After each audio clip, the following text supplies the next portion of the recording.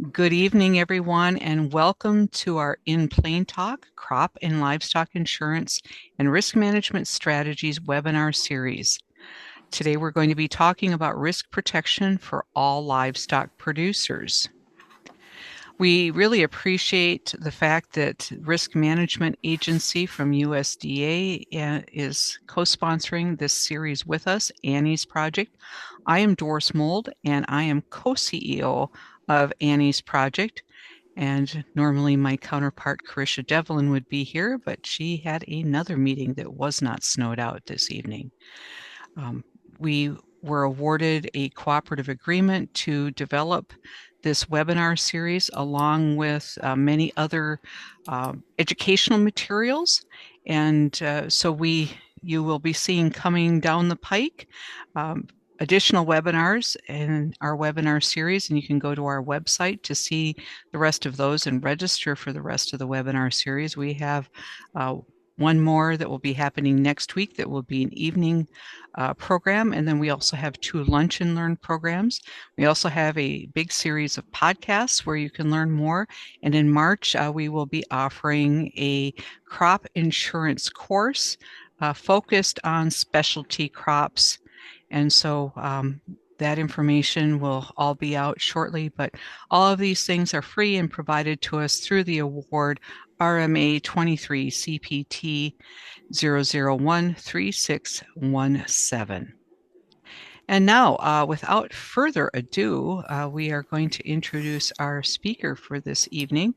Our speaker is Tim Christensen, and he is a farm management specialist with Iowa State University. For 6 years, he has worked with producers on risk management and pricing options for grain and livestock. Prior to Iowa State University, Tim grew up on a large cow-calf operation and managed large grain and cattle operations as well.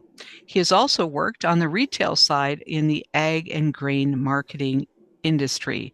So Tim comes with a wealth of experience. We are thrilled to have him with us today, and he is quite the trooper, battling through a little illness, but nothing keeps Tim down. So we're pleased to have him with us. Welcome, Tim, and thank you for being here. Yeah, thank you. Hopefully everybody has good antivirus software on their computer and doesn't catch what I have. So I think I'm on the tail end of it, and hopefully I sound worse than I feel, I think. So appreciate everybody joining us tonight. Hopefully everybody's warm. Like I said, it's whopping 2 degrees where I'm at here in Iowa. I know there's quite a chill across the entire U.S. So honored to be asked to speak at this, and like Doris told you, been with Iowa State, done lots of things. I have a bachelor's of science in animal science from Northwest Missouri State University. One thing we didn't mention is I did grow up on a large cow-calf operation, but my family owned a sale barn for about 15 years as well. So I've had a diverse history of marketing livestock in several different ways. So happy to be here to talk to you about some options that we have tonight, and kind of an overview is what we're going to talk about tonight is the current markets and kind of where we stand today. Maybe some lessons learned from history, and we never know what the future brings, but the past sometimes can give us some hints. Really want to dive into some marketing tools and give you some insight and make you aware of some tools if you're not aware of, or remind you of some tools maybe, and look at some tools in some different areas, and just really how do we protect ourselves against the risk that's out there today, and how can we use that in our planning of our future and other considerations. So to start off with, the current environment with prices is through the moon, right? Record prices in lots of different areas, and I'm not a full-blown livestock economist. I spend a lot of time talking with livestock economists. Had a good conversation with one yesterday, and we can all discuss on why and have our reasonings of why we are in the situation we are. But at the end of the day, we're in record price territory, uh, and we've been there since 2023, and we just keep going up. Things are really, really high on the protein or the livestock side uh, across the board. Beef probably leads the way, but they're definitely bringing along swine and poultry and other protein products along with them to keep up with the price trends that we have going in forward in beef. So, just looking at the CME cattle index, this is back in January. Uh, the feeder cattle, we're looking at 277, 278. That's $2.78 a pound for those 500-pound, 600-pound calves. It's just 550-pound calves, I guess, to be exact. But crazy record prices as we see going forward. We look at the Chicago Board of Trade on those feeder calves. We're seeing the same thing as we look out into the future of 277, even into November of 2025, still looking at 267 on the board right now is what the futures are telling us we have as we move forward. So looks like though there is a little bit of a decline in the futures, those prices remain extremely strong. When we go to the fed cattle side, this is the five area weekly weighted average. $2,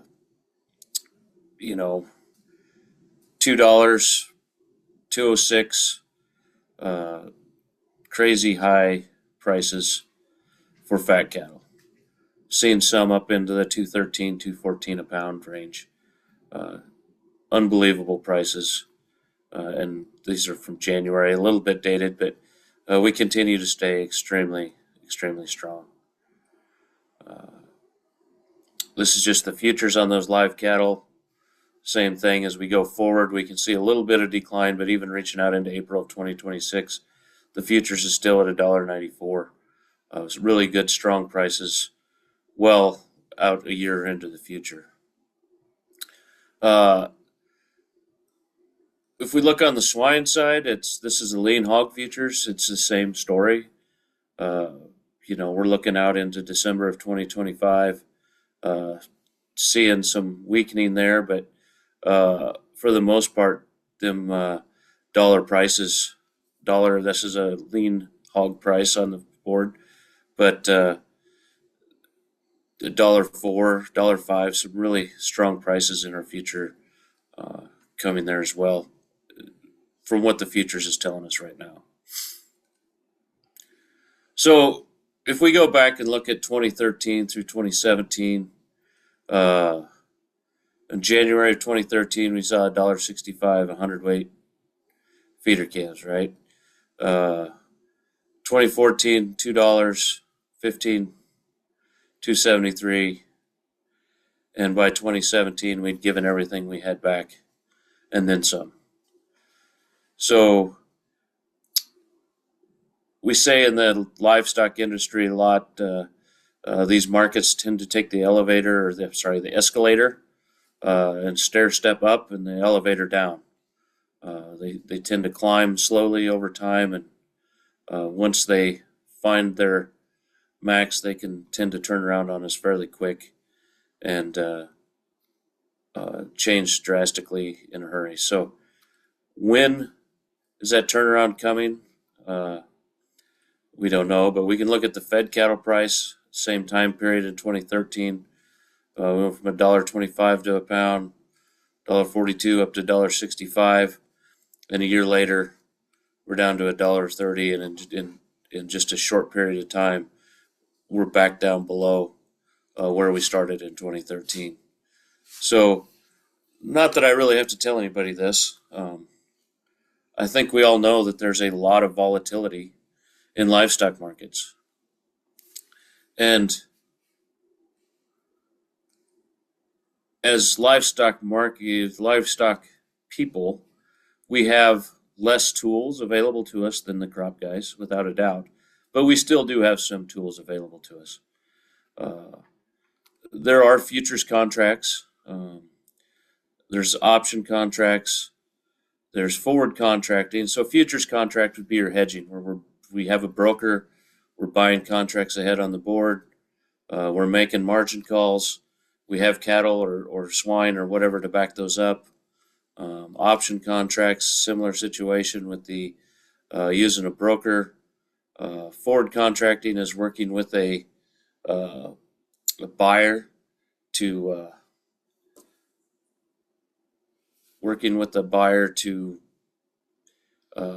establish a price for those animals prior to selling them. But the two products that I think we really want to concentrate on tonight is LGM, which is livestock gross margin, and livestock risk protection. And these two products are available for cattle and swine. They're available through the RMA or the Risk Management Association, which is a division of the USDA, and they are the same people that handle the crop insurance. So this is a government subsidized program similar to crop insurance for livestock producers. So really excited about these. There are a couple really nice products that are available. And the thing I really like about these is we go through this list of risk management tools that the livestock producers have. The first three on this list, the first two especially, we're pretty limited on what we can do. There's either 40 or 50,000 pound contracts that we have to fit in those requirements. We have to meet a broker. They can be fairly expensive margin calls. They're really tough for a small operator or smaller producer to use, where the livestock gross margin and the livestock risk protection are really easy for those smaller operations to use. So when we look at those futures and option contracts, like I said, they're traded and based on the Chicago Board of Trade or the Chicago Mercantile Exchange. They can protect you against price decline, and you offset your position on the board. You have to have a broker and establish a position. There's premiums and commissions involved. There's some margin calls, and like I said, there's 50 or 40,000 pound contracts. So I'm a small producer myself, right? I don't have 40,000 pounds of feeder calves to sell in one group to one person somewhere, right? So that doesn't work very well for me. But the larger operations, it can work. A producer with the futures typically involves selling a contract and buying it back before the contract expires. So you're playing on the board. Whatever you make or lose on the position you are on the board, you can offset losses or gains against your livestock that you sell. And if the futures increase, you can take advantages of that. So an example, if you could buy a cattle contract at 270, your feeder cattle contract is sold at 270, you bought it at 260, you'd profit $10 off of that minus your premium and commission. So regardless of what your live animals did, you would make that money on the board to offset any changes in the market with your live animals. Options are similar but different, but options allow an option but no obligation for the to buy or sell an underlying futures contract. It's kind of having your cake and eating it too. Your producer can put a put option on to protect against price declines for a commodity to be sold. I teach a 6-hour class on options, and sometimes in 6 hours we struggle getting people to understand them completely. So I don't think we're going to do it all tonight, but understand there is options out there available. You can purchase the fed cattle put at $1.95. If the price declines to $1.85, the option can be sold for a $10 profit minus your commissions. But you're not out anymore. You kind of can control your losses with the options, where the futures contracts can kind of get a little more volatile when a downturning market. But But if they do decrease, you can option can expire worthless, and all you're out is your premium. Uh, so the forward contracting is a legal binding agreement between sellers and buyers to sell a commodity in the future at present prices. So this is mostly on fed cattle. You can go into an agreement with a packer, uh, and swine sometimes too, depending on the packers and what area you're in. But you can enter an agreement to deliver fed animals to that packing plant at a future date for a predetermined price. Uh, and I think this is probably the most important thing I'll say tonight is understanding your break even and your cost of production is the number one trick to any marketing decision. Whether you're talking livestock, grain, it doesn't matter. You've got to know what it's costing you. You got to have real numbers on what your break evens are and understand when you're making a profit and when you're not, so you know when you're getting into a good deal. But it can be a profitable decision if the prices decline during the feeding period, but usually you lock a price in.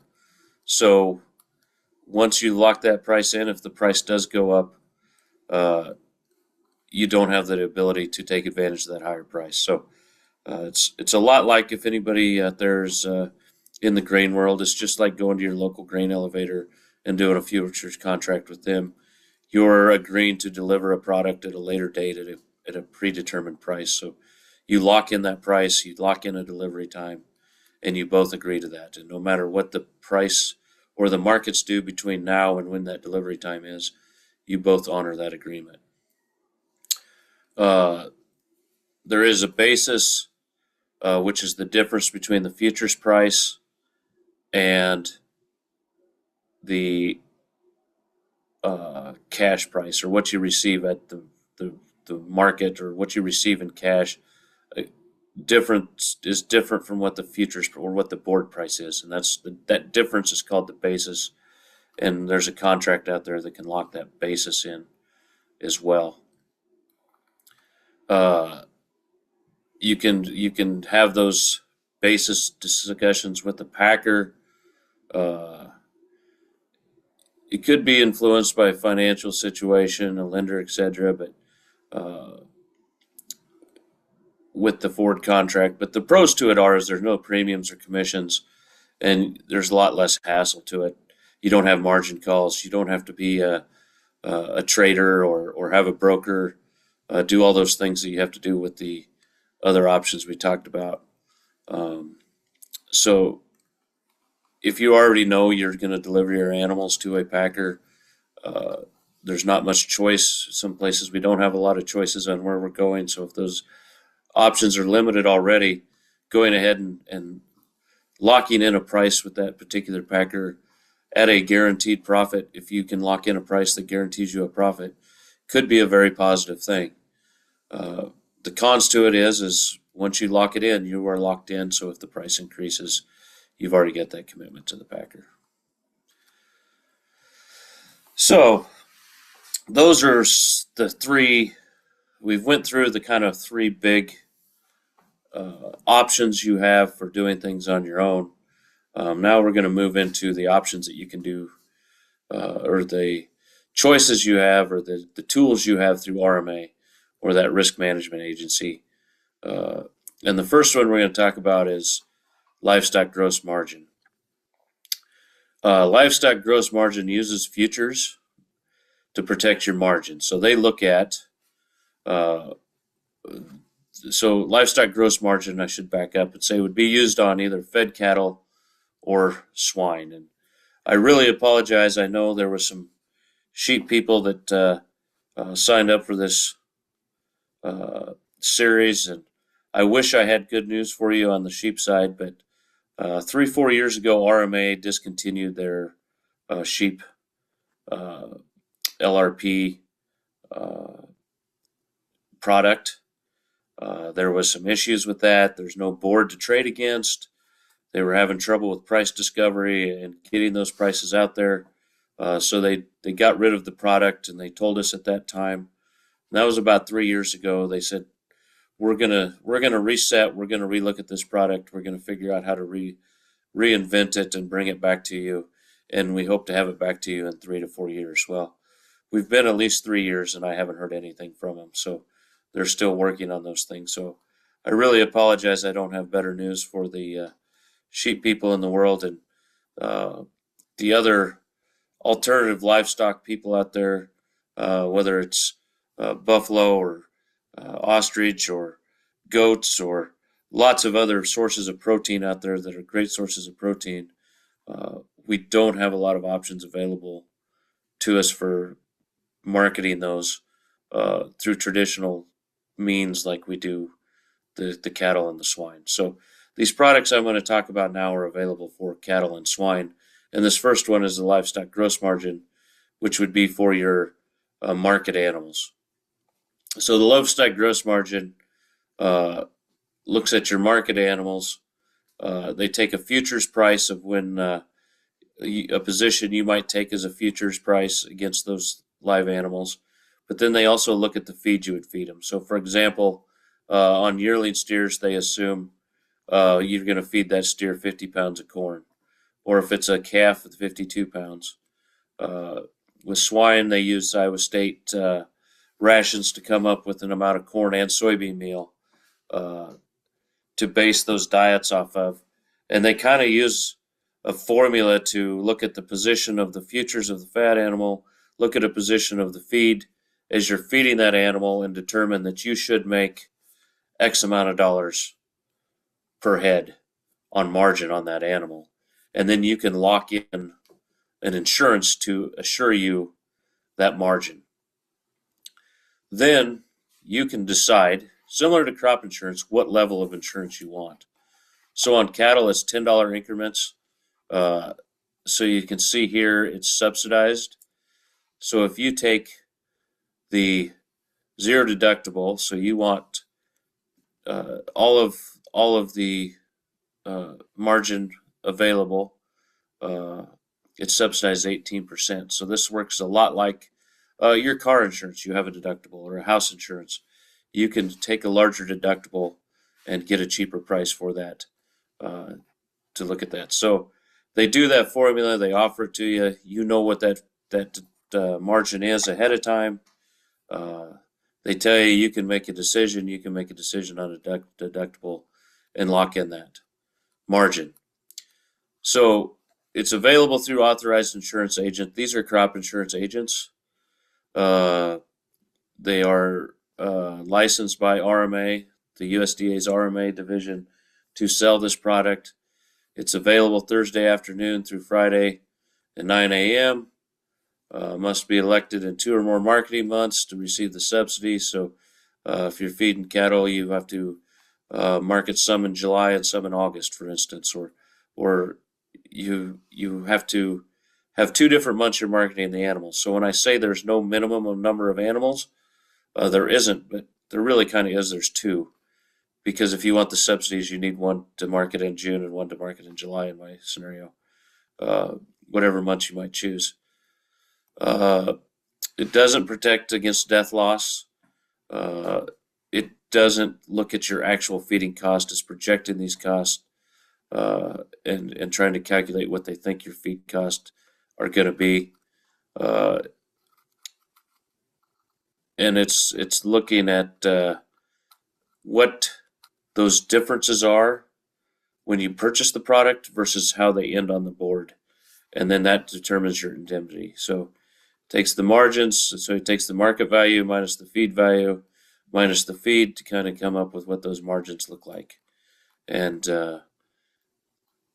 so fairly confusing, and I know I'm not doing a great job explaining it because, once again, I could spend 2 hours just on this subject. But if you are feeding market animals for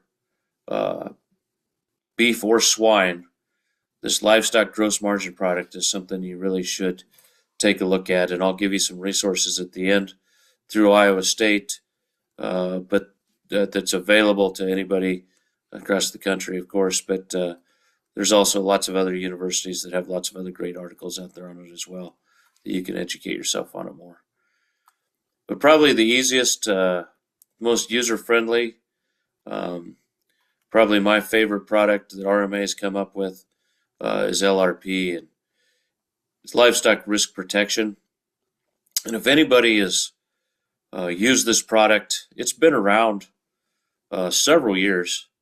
I don't recall at the top of my head how long it's been, but several years. Uh, it was fairly not used. It was kind of the whole product had some issues. Some people tried it, didn't get along with it really well. It was subsidized at a flat rate at 13%. You had to pay for it up front. There was lots of things people didn't like about it, and it just didn't get used for several years.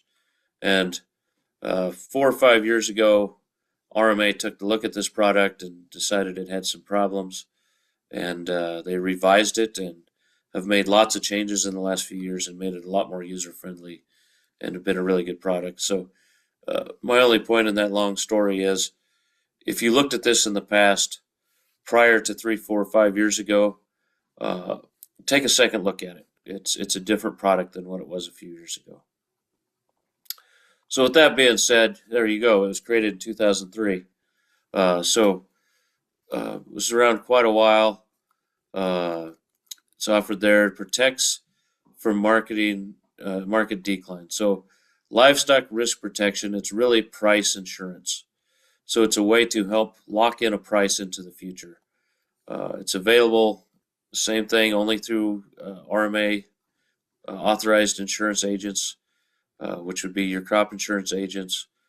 Uh, I'll show you some resources at the end where you can find those as well. It's kind of like crop insurance. Again, you can select up to 70 to 100% coverage level. So you can kind of select that deductible, if you will, and that can affect the amount of charges or the premiums you have to pay for those things. It goes anywhere from 13 to 52 weeks out in 4-week increments, and it's really a subsidized put. So if you understand options that we talked about earlier, this is simply just a put. It helps protect the price. It affects the floor, but if there is a raise in prices as we go forward, uh, it really allows you to participate in that rally in the market. So it's considered insurance. It is a price insurance. It does not protect against death loss. It's not a life insurance. It's strictly just protecting the price. So on cattle, the cattle side, you can have up to 12,000 head on each endorsement, up to 25,000 head on a policy. And the premiums are subsidized by the USDA. Excuse me. As you can see, the higher coverage levels you choose, the lower the subsidy is. So if you're up in that 95 to 100%, you're subsidized at 35%. But if you back down to say the 80 to 85%, you're up to 50% subsidized. So the government is helping pay some of that premium, more so at the lower rates than the higher rates.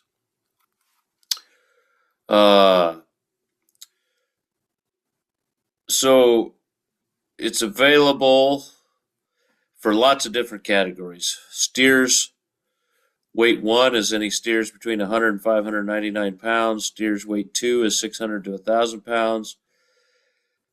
Heifers, weights 1 and 2.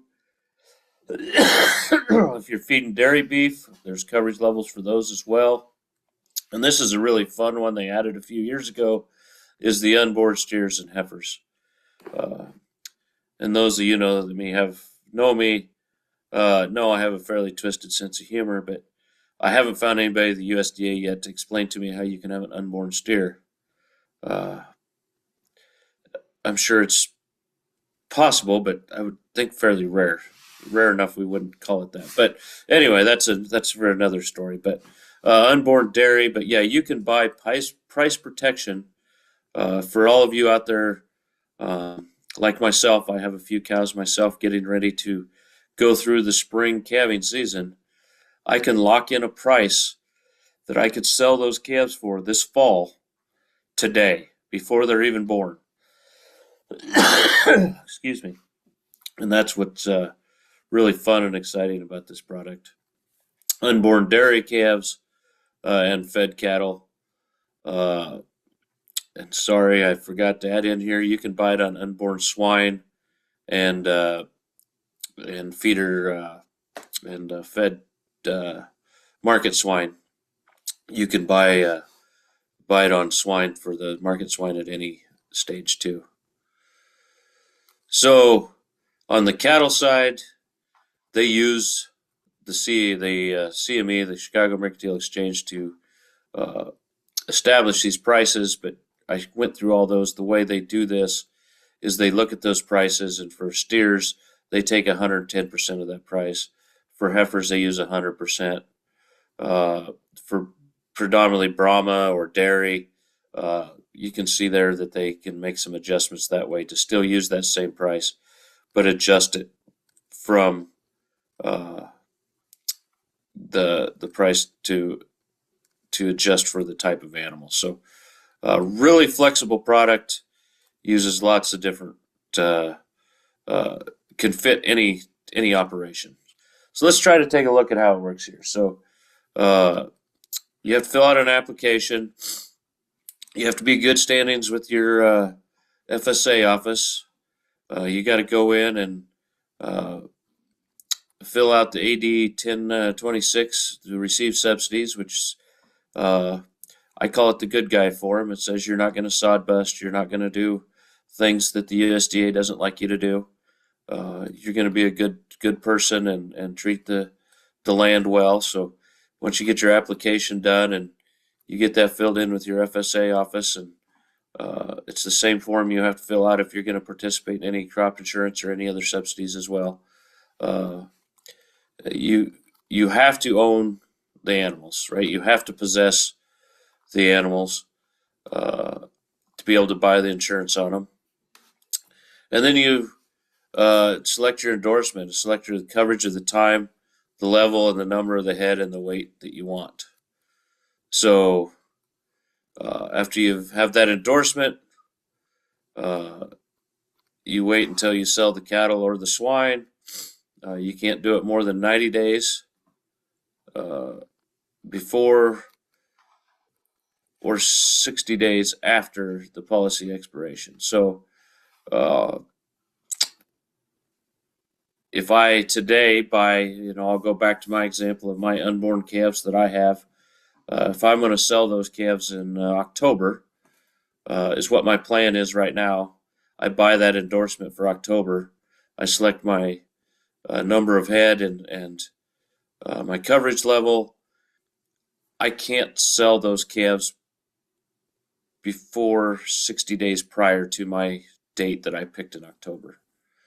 I can't change my mind and decide I'm going to sell them early. I gotta hold on to them until at least 60 days before that. And a third-party verification is required if the feeder cattle are retained. So if something happens and I decide in October I want to save my calves and I don't want to sell them, that's okay. I still have coverage. I could still take advantage if there was a major drop in price, and I can still have an indemnity payment. I cannot sell those calves, but I have to have a third-party verification to come out and say, veterinarian or somebody to come out and say, yeah, those calves are still on my place. And when you do sell them, you need to report that to your insurance agent or company so they know to take that insurance coverage off of them. So you pay your premium, which is tax deductible, and it's your premium is due the first of the month following the expiration date, or you receive the indemnity following the expiration date. So that's the beauty of this product. I can make this decision now for up to a year out, and I don't have to pay that premium until after I sell the animals, which is when I have the money to pay that bill. So it works out really slick. So how it works is LRP quotes come out around 4 o'clock after the markets close, 4 o'clock Central Time. you have from that 4 o'clock until 8 o'clock the next morning to get a hold of your agent, let them know what you want to do, and get the policy written. Once the market's open again the next day, they're not available. So the markets run through the following day. Once they close the next day, they come out with no quotes at 4 o'clock the next night, and they're available that evening until 8 o'clock the next morning. So these rates change every day. The sales are unavailable on federal holidays. Days where cattle on feed reports are coming out. If there's price limit moves, the market can decide not to participate. They can have they cannot release quotes those days, and purchases must be made by 9 a.m.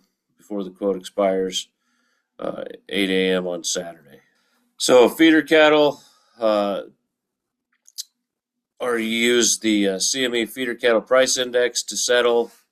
Fed cattle use the 5-area weekly weighted average direct slaughter price to settle, and swine uses the CME as well. And the coverage prices are based on the futures or actual are based on cash markets. So today, when I'm establishing that price for October or up to a year in advance, they use the futures price to establish that price. And on my ending day that I selected, they look at what the cash markets are that day, and that's what they settle it against. So the sale price of your cattle does not affect the endorsement. And this is probably the hardest thing to wrap your head around. This thing I really struggle getting people to understand when I'm teaching about this is what your actual physical calves or swine, whatever you have, what it physically sells for that day does not matter. Right? You can take them to the sale barn, you can sell them to the neighbor, you can sell them however you sell them. What they bring does not matter. You bought insurance on the futures price. So they look at what you bought, what that futures price did, and that's what they pay the indemnity off, not off of what the actual cattle you sell brings. So the actual ending values or prices reported at the end of the insurance period. So that's what that's based off of. And actually, the weight of your calves doesn't matter. It's based off the target weights, not your final weight. So if I tell them today in October, I think my calves are going to weigh 550 pounds. We have a drought this summer. There's not as much grass as I thought. My calves only weigh 500 pounds. It doesn't matter.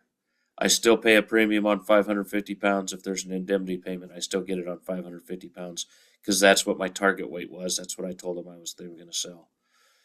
The same scenario, I say 550 pounds. We have a lot of rain. Things go really well. My calves weigh 650 pounds. It doesn't matter. I'm still getting my premiums based off of that 550 pounds and my indemnities based off that 550 pounds. So what are the pros of this? It's ideal for smaller producers. You can buy this on one head.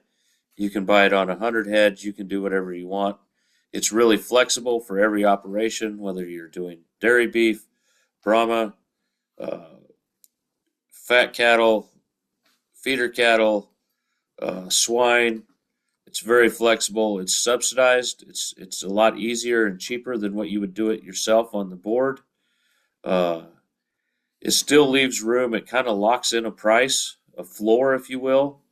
Helps you cover your cost of production, but leaves room for upside potential if that market moves up. The cons are there is a cost. It is a cost. So the availability of it, that window of 4 o'clock at night till 8 o'clock the next morning or 9 o'clock the next morning, that can be a little cumbersome sometimes. There is still basis risk, that difference between futures, because this product is strictly based off of that futures price. when you actually sell those animals, what they actually bring, that cash price, the difference there is still a risk. There's a window that you need to sell them in. So let's look here, an example. This is feeder cattle, weight 2 for steers, so that's over 600 pounds to 1,000 pound steers. So I select my weight for my animals. And we are looking at May 22nd here. And this was a few days ago, so obviously at 9 o'clock the next morning, this wasn't good anymore. But if we assume this was tonight's bid, we can look at this and say, and this is Iowa, I'm using as an example here, it's a 17-week, looking out 17 weeks to May 22nd. The expected ending value is $2.70 a pound. And I can buy that 100% coverage rate for $10.59.9, so $10.60. I'm reading across the top line here. But I told you earlier this is subsidized, so the premium for that is $10.60, but after the government kicks in the subsidy, what the actual producer owes, sorry this didn't come across very well. It doesn't have the labels of the columns on there like I thought it did, but the second to last line there shows you what your actual cost is.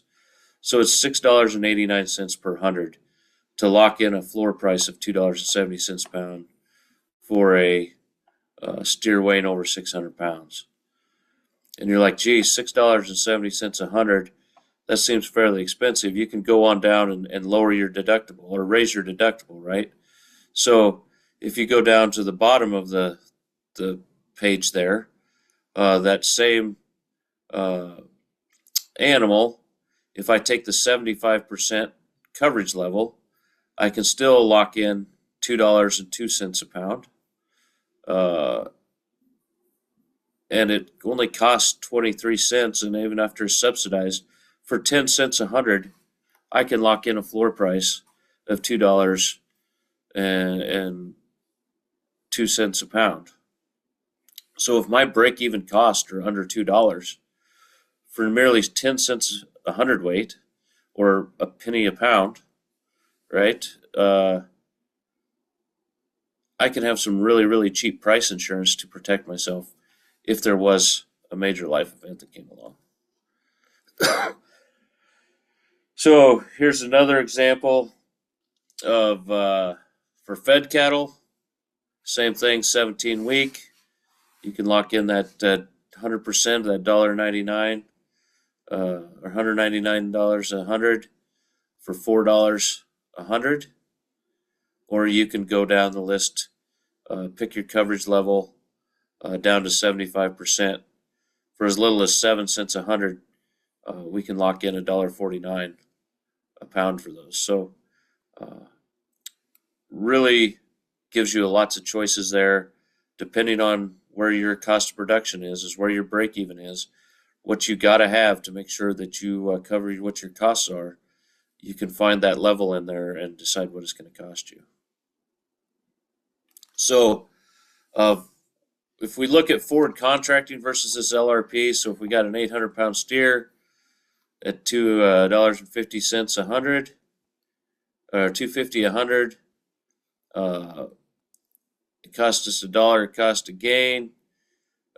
We have $180 per hundredweight break even for a 1,500-pound steer. So we take that 800-pound steer, we feed him out. He cost us $2.50 to buy him.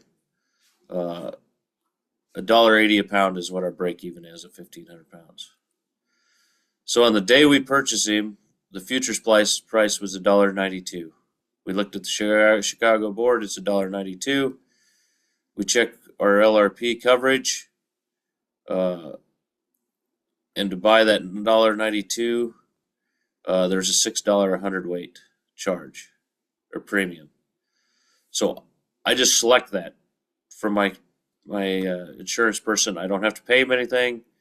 I just tell him I want to buy that $1.92 premium for $6 a hundredweight. He says, sure thing. So 7 months pass. Catch market is now $1.88. So it was $1.92 when we purchased the steer. 7 months later, it's $1.88. So it went down. So the forward contract would pay $4 more than we sold for cash, right? Because we would forward contract that for $1.92 or based off of $1.92. But if we had LRP, we would have lost $2 a hundredweight because we paid that $6 premium. So yeah, we made our $4 in indemnity, but that $6 premium, it cost us $2. So if we take that same example and 7 months pass and the price goes up to $2, was $1.92, it went up to $2, we'd make $8 or more cash than we would forward contracting, because we forward contracted $1.92, we'd be stuck there. If we didn't do anything, we'd got the $2, but if the price went down, we'd have been in trouble. But if we bought that LRP, we would just take our $2, pay our $6 per hundred premium. It would expire worthless with no indemnity, but we'd still get $1.94 because of $2 minus our $6. So if we take it some feeder calves here, take 50-pound steers, calves, 400 pounds. We're going to take them to 800 pounds in 5 months. Our LRP coverage price at $265 with the premium of $9 per hundred for the 100% coverage level. We go forward 5 months and that price goes to $270. We bought the $2.65 level, so there's no indemnity because the price went up. We go ahead and sell those calves for the $270. We pay our $9 and we're at $261. But if we turn around the other way and that price drops to $250, we'd sell those calves. We'd get our $15 indemnity minus our $9 premium, so we'd add $6 onto that, and we'd get $256 for those, which is your $965 minus your $9. It kind of works both ways, but you can see where we've locked in that floor there of with the LRP payment. So a lot of numbers.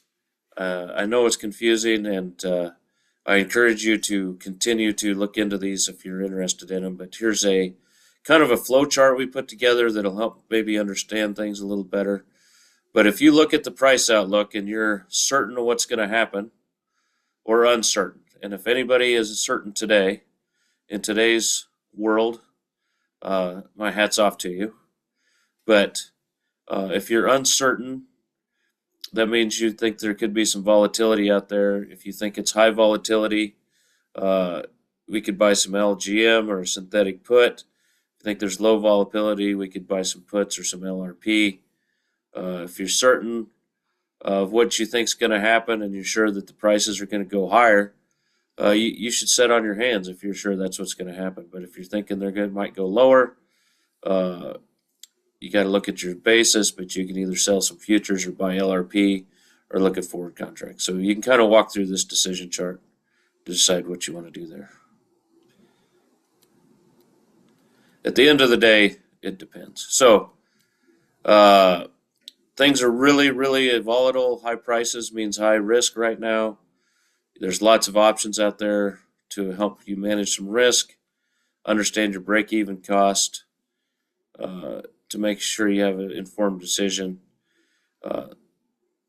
The only thing you can really expect right now is the unexpected, in my opinion, at least. So I think having a marketing plan, understanding, get with an insurance agent. They're really, really easy to work with. You kind of tell them what you're thinking. They make it really easy to use these products and help you through that. And understanding those markets and the fundamentals to help you make an informed decision. So I promised you some resources. There's B1-50. I have an analyzer on there. It's an Excel spreadsheet you can go in and put in 3 different levels of insurance and kind of run some stuff on there. There's my enterprise budgets to go in and help you understand your cost of productions more, and the USDA's website to where you can find quotes on both LRP and LGM. So that was a lot of talking. Well, it's there's always a lot to cover on this, Tim. One question that does come up with a lot of people, especially when they're not familiar with these products, these tools, is how do you find a good agent, somebody that really understands the livestock side of things versus maybe, row crops? How do you ensure that you get somebody that really understands uh, where you're coming at this as a livestock producer rather than somebody that's, kind of maybe a crop insurance agent first and maybe sort of sells some of this stuff here and there. But uh, are there some good questions to ask? Yeah, I think just picking up the phone. The thing about these, I know a lot of these agents that are working in this field, and I work with a lot of them and do some trainings with a lot of them. Uh, they really cover a wide territory. They can do this from anywhere. In Iowa, I know a lot of the guys in Iowa that I work with sell in 3 or 4 other states. So Okay. my point of that is don't feel like you have to be stuck with somebody because they're close to you. Pick up the phone, have conversations. If you don't feel comfortable and don't feel like they're understanding your situation, find another one. It's really important to have somebody that takes the time to understand your situation and helps educate you. And I encourage people, if you don't, you know, if you're not sure, go buy a small policy. Go buy it on 5 head. See how it works. Educate yourself that way. We're only talking a few, those lower coverage levels I was pointing out there. Some of those were 10, 15 cents a hundredweight. It'd be a really cheap education to just buy a product and see how it works. But finding a agent that is willing to work with you, and if I back up one here on that USDA page there at the bottom, there's an agent locator on there. You can put your address in, and it will show you all the agents that are close to you. But don't let that limit you. If you see an agent that's somewhere across the state or not extremely close to you, they'll they probably still can help you out. Okay. Great. And so another question that we often hear come up is, um, do you get, will you get different quotes or different prices going with a different agent, or how does that all work? No, just like crop insurance through the RMA, they all have the exact same price. And that bottom website there is you don't need an agent to see what the price is. You can go on yourself and look at the USDA's page, and whatever that price is that day is what every agent in the United States will quote you for that product. They are all bound to have the exact same rates, the exact same prices. So so you're getting the same product regardless of who you go with. So what are the things that you would look at then, what differentiates, why should you buy from one versus the other? If they are willing to take the time to understand you, have a conversation with you, answer your questions, they make you feel like you're important. I always say, I don't want to be your only customer. I just want to feel like it. And that's kind of how I feel about agents. I don't want to be their only customer, but I want them to make me feel like I'm their only customer. And if they don't, then there's other people out there that I can talk to. Okay. So there's a question that came through the Q&A. Thank you. What if I have crops and have a crop insurance agent and also have livestock? Do I have to use the same agent? No, you don't. In fact, uh, we're seeing more and more where some of these livestock people aren't selling crop insurance, and some of the crop insurance people aren't selling the livestock products. They're kind of differentiating themselves, and that's what I'm seeing in some of my areas in Iowa. But there's no reason that you have to use the same agent if you have crops. It's if your crop insurance does sell it, you still don't have to use him. You can go to a different agent. Okay. Other questions? We have a few more minutes here for questions. Like I said, and I don't know if what I love about this product is it's for everybody. It's 2 head, 5 head, 20 head. We can all buy the exact same products that the 500-600 head operations have. So we're not trying to compete with them. We get the same prices, the same products they do. We're only limited by species then. Yes, Right. unfortunately, swine and cattle are the only ones that these products are available for. But Okay. hopefully, we'll get sheep back someday. But I haven't heard anything. Okay. Any other questions that people have? So, Tim, any closing thoughts? You know, on livestock insurance. Yeah, I think understanding how it works, understanding it's not life insurance. Uh, there are some other products out there I didn't touch on because they're only available in 5 states. There's a weaned calf insurance available as well. It's not available in Iowa, so um, I don't deal with it that much, and so there might be other products beyond what I talked about today.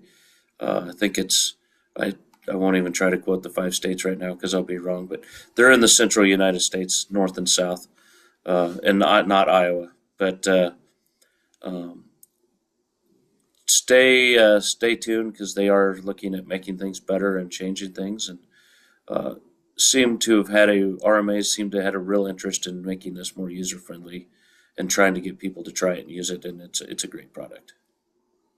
Marvelous.